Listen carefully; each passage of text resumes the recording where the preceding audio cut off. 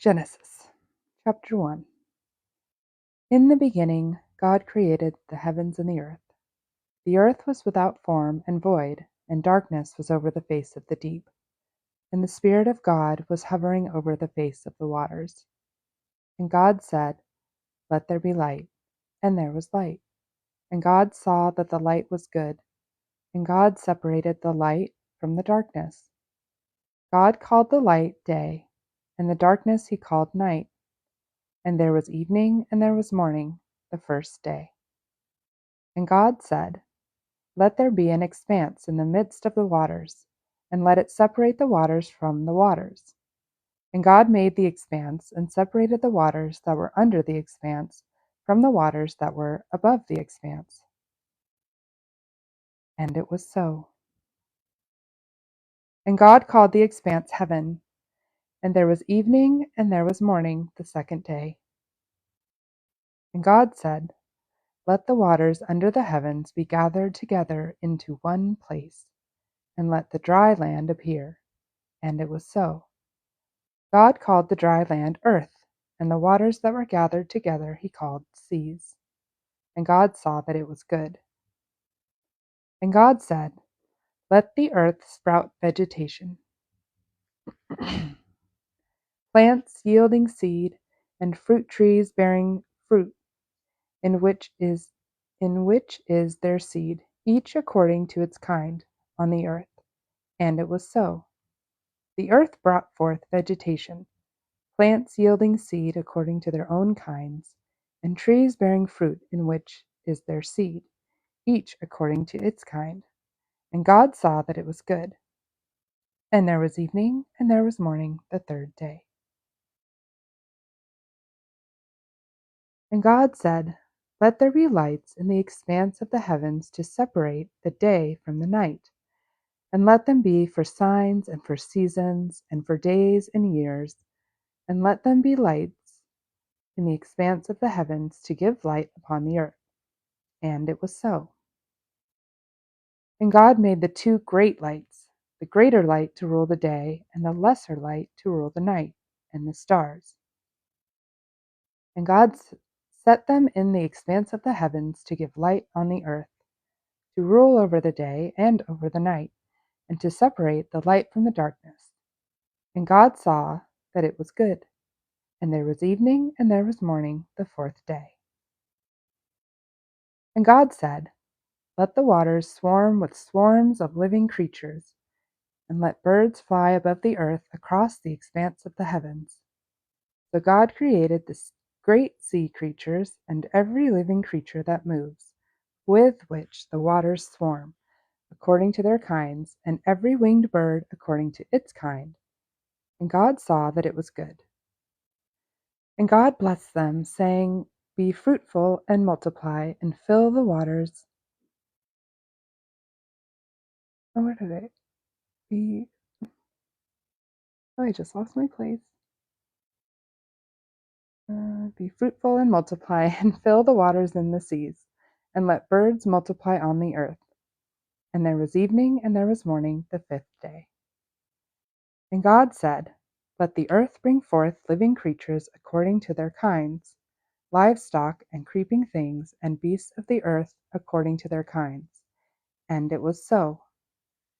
And God made the beasts of the earth according to their kinds, and the livestock according to their kinds, and everything that creeps on the ground according to its kind. And God saw that it was good. Then God said, "Let us make man in our image, after our likeness, and let them have dominion over the fish of the sea, and over the birds of the heavens, and over the livestock, and over all the earth, and over every creeping thing that creeps on the earth." So God created man in his own image. In the image of God he created him. Male and female he created them. And God blessed them. And God said to them, "Be fruitful and multiply, and fill the earth, and subdue it, and have dominion over the fish of the sea, and over the birds of the heavens, and over every living thing that moves on the earth." And God said, "Behold, I have given you every plant yielding seed that is on the face of all the earth, and every tree with seed in its fruit. You shall have them for food. And to every beast of the earth, and to every bird of the heavens, and to everything that creeps on the earth, everything that has the breath of life, I have given every green plant for food. And it was so. And God saw everything that he had made, and behold, it was very good. And there was evening, and there was morning, the sixth day. Chapter 2. Genesis. Thus the heavens and the earth were finished, and all the host of them.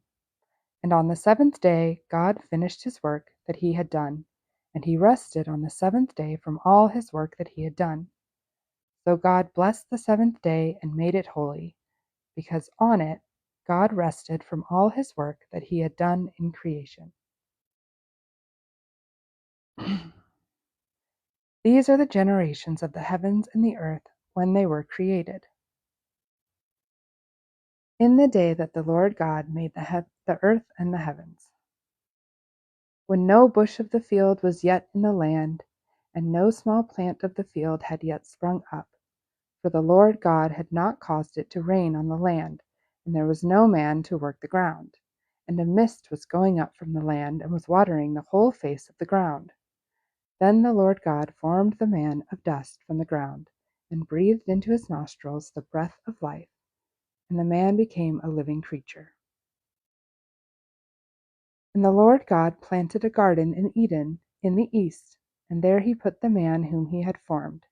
And out of the ground the Lord God made to spring up every tree that is pleasant to the sight and good for food. The tree of life was in the midst of the garden, and the tree of the knowledge of good and evil. A river flowed out of Eden to water the garden, and there it divided and became 4 rivers. The name of the first is the Pishon. Oh, I stumble on that one. It is the one that flowed around the whole land of Havilah, where there is gold, and the gold of that land is good. Bdellium and onyx stone are there. The name of the second river is the Gihon. It is the one that flowed around the whole land of Cush. And the name of the third river is the Tigris, which flows east of Assyria. And the fourth river is the Euphrates. The Lord God took the man and put him in the Garden of Eden to work it and keep it.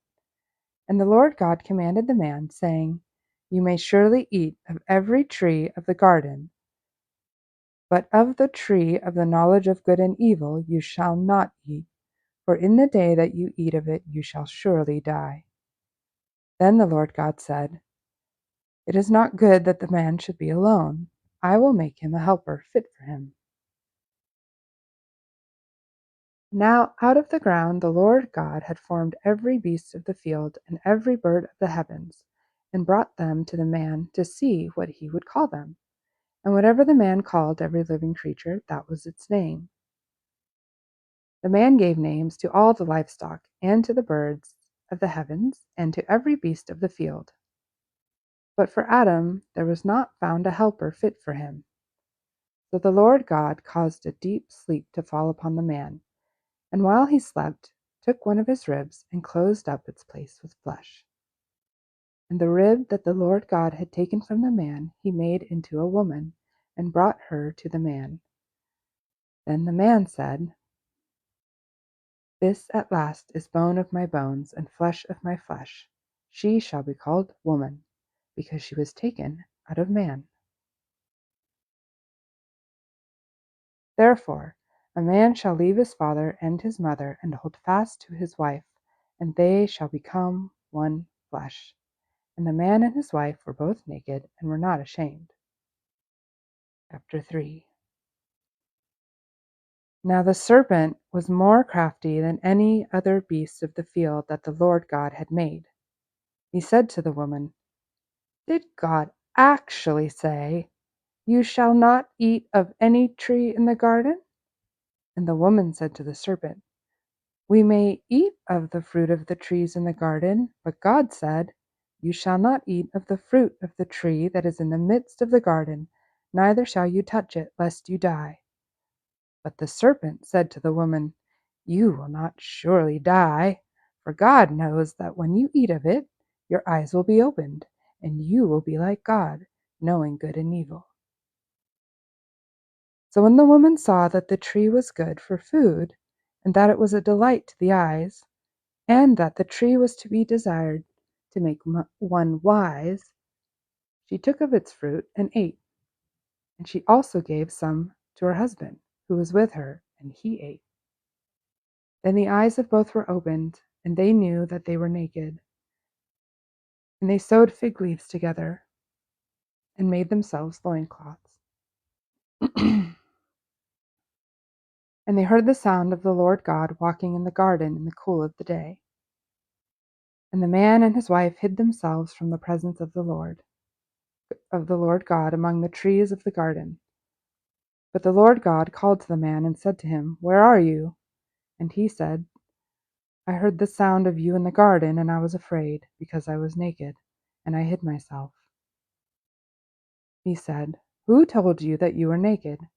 Have you eaten of the tree of which I commanded you not to eat?" The man said, "The woman whom you gave to me, she gave me fruit of the tree, and I ate." Then the Lord God said to the woman, "What is this that you have done?" The woman said, "The serpent deceived me, and I ate."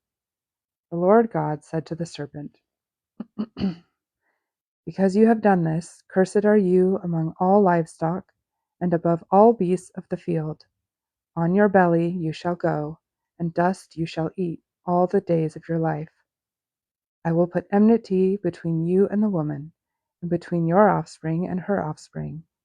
He shall bruise your head, and you shall bruise his heel."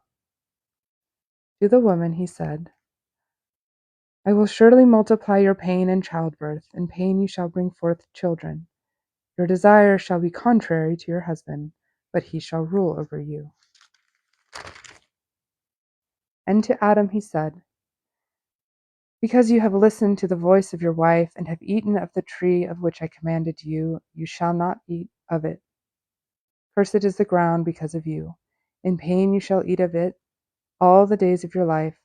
Thorns and thistles it shall bring forth for you, and you shall eat the plants of the field. By the sweat of your face you shall eat bread till you return to the ground, for out of it you were taken, for you are dust, and to dust you shall return."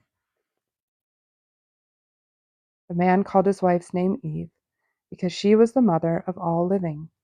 And the Lord God made for Adam and for his wife garments of skins and clothed them. Then the Lord God said, "Behold, the man has become like one of us in knowing good and evil. Now, lest he reach out his hand and take also of the tree of life and eat, and live forever." Therefore the Lord God sent him out from the Garden of Eden to work the ground from which he was taken. He drove out the man, and at the east of the Garden of Eden he placed the cherubim and a flaming sword that turned every way to guard the way to the tree of life.